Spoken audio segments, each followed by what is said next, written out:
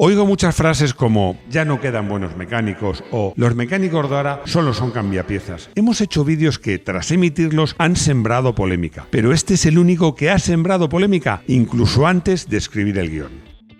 Bienvenidos a Garaje Hermético. ¡Enciérrate con nosotros!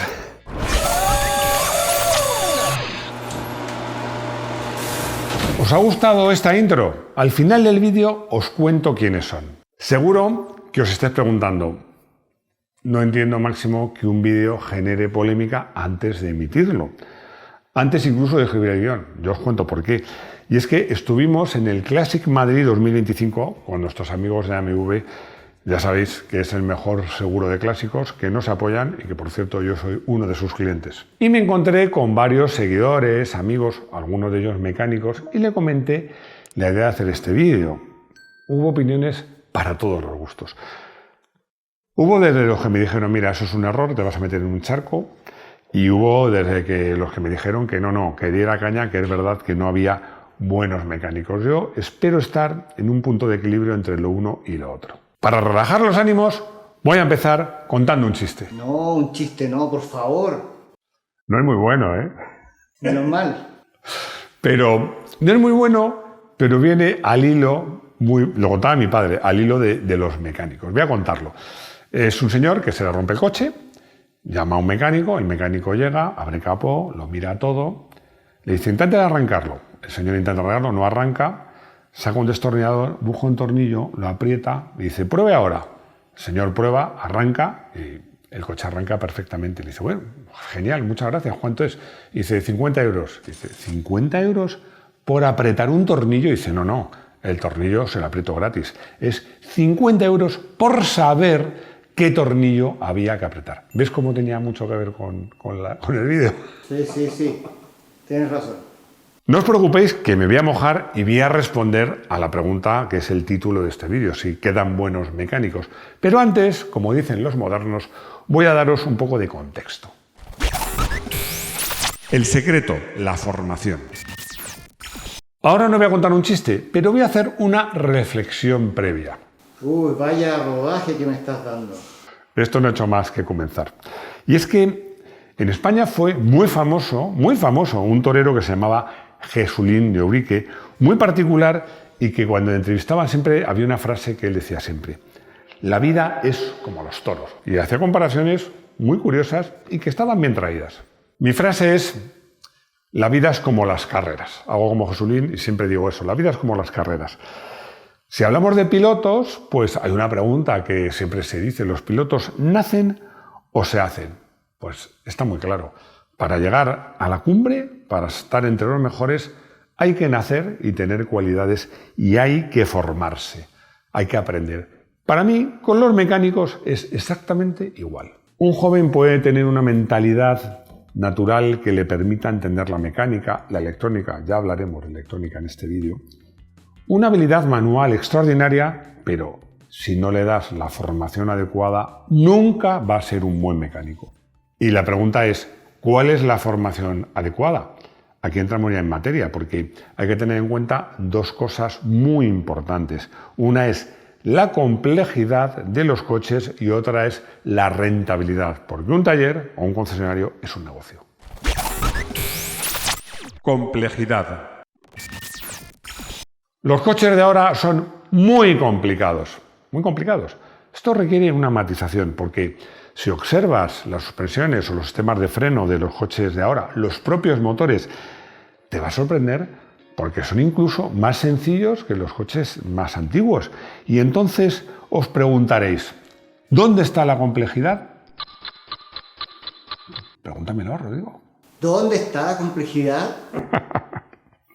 ¡Qué entusiasmo! Pues la complejidad no suele ser mecánica, viene dada por la, me atrevo a decir, brutal irrupción de la electrónica en el mundo del automóvil. Ojo, es que la electrónica asume funciones por sí misma, hay cosas de un coche que son puramente electrónicas, pero además interacciona y gestiona muchos elementos que son mecánicos. Os voy a poner un ejemplo. Un coche de los años 90 que empezaron a tener suspensiones más sofisticadas, estos sistemas multilink que eran complejos, o el eje Weissach del Porsche 928, eran suspensiones que en función de cómo subiera o bajaba la rueda, pues la convergencia variaba, eran sistemas muy sofisticados. Un coche moderno, uno de estos SUV de ahora, tiene suspensiones relativamente sencillas, pero a una suspensión muy sencilla le montas un amortiguador gestionado electrónicamente que varía la dureza, la altura, el recorrido y adiós simplicidad. Esto es muy habitual. Vamos a hablar ahora de frenos. Un coche de los 90, para tener buenos frenos, requería un buen sistema de frenos, unos discos grandes, buenas pastillas, las conducciones, los latiguillos, como suele decir, metálicos, una buena bomba de freno. Bueno, ¿por qué? Porque cuando tú decías que un coche tenía buenos frenos, quería decir que a la primera frenada era muy eficaz, pero además aguantaba el trabajo duro. Podías bajar un puerto cargado, ir ligero y el freno no se venían abajo.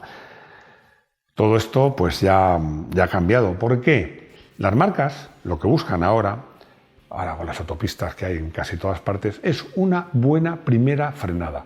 Una frenada de emergencia, que se te cruce el típico balón que sale, tú pegas un frenazo y el coche se detenga. Y para eso basta con unos frenos relativamente sencillos, un servofreno enorme, porque los coches de ahora tocan ese freno y frenan un montón, y una buena gestión electrónica del ABS. Y ya está. No aguantan el trabajo duro, porque el sistema de frenos no es muy sofisticado, pero tienen una primera frenada brutal. Los coches de ahora son más complejos porque además mezclan tecnologías diferentes. Bueno, el caso paradigmático son los híbridos. Los híbridos tienen toda la complejidad de un coche térmico y toda la complejidad de un coche eléctrico con un montón de elementos electrónicos que son complicados. Ya me lo han dicho muchos mecánicos, muchos. Un híbrido, incluso más que un coche eléctrico, puede llegar a ser la pesadilla de un mecánico. Rentabilidad. Uno de los mecánicos con los que hablé en el stand de AMV me comentaba, hablando de este tema, que él es capaz perfectamente de arreglar un motor de arranque. Bueno, pues si se ha estropeado, lo desmonta, vuelve a bobinar el motor, que ya sabéis que pues, lleva un hilo en el motor, rectifica el colector que se desgasta, cambia los rodamientos, cambia el soporte de las escobillas, cambia las propias escobillas y lo deja como nuevo. Bueno, pero él me comentaba, ese trabajo en horas es enorme. Sale mucho más barato coger el motor de arranque, tirarlo a la basura o dárselo a la marca y comprar lo que llaman un motor recuperado, que es arreglado por la propia marca en su fábrica. Fijaos, si esto pasa con un simple, porque un motor de arranque es relativamente una cosa bastante sencillo, si pasa con un motor de arranque, imaginaos qué pasa con los sistemas electrónicos, centralitas, pantallas, todos esos sistemas que cada vez llevan más los coches. Y aquí voy a hacer otra comparación. Volvemos con las carreritas. Pues no, te has pasado de listo. Y es que tengo un amigo que es arquitecto y además es muy aficionado a los coches. Y me comentaba que el concepto de fabricar las casas, las viviendas, las construcciones en general, ha cambiado completamente. Antes, se puede decir que la casa se fabricaba donde tenías la parcela. De hecho, ellos a la obra, muchos de ellos no la llaman obra, la llaman la fábrica. Ahora se lleva otra forma de construir, las construcciones prefabricadas o modulares, donde los tabiques se fabrican en una fábrica de verdad, con las ventajas que ello supone, y luego se montan en la parcela de forma muy rápida y muy eficaz. Y me decía este amigo mío, como os digo, arquitecto de profesión y aficionado al motor, que en la reparación de los coches es que sale más barato reemplazar las piezas averiadas por otras nuevas o bien recuperadas en las propias fábricas que ponerte a arreglar la pieza que se ha estropeado. Ten en cuenta una cosa, vamos a hablar de España, no sé en otros sitios. La hora de trabajo de un taller multimarca, que es la hora más barata, ronda, también depende geográficamente de donde estén los sitios, pero se puede decir que ronda entre los 50 y los 60 euros. Concesionarios oficiales son más caros y los concesionarios oficiales de marcas premium, ojo, no penséis en Porsche o Ferrari, marcas menos premium, rondan los 200, llegan a alcanzar los 200 euros, como para andar perdiendo el tiempo. Conclusión. Esta vez la conclusión no es sencilla. Muchas veces digo, la conclusión es muy sencilla. Bueno, esta vez no. Vamos a hacer un repaso de lo que hemos hablado hasta ahora. Los coches son complicados de reparar y cada vez es más barato y sale más a cuenta sustituir la pieza averiada que arreglarla.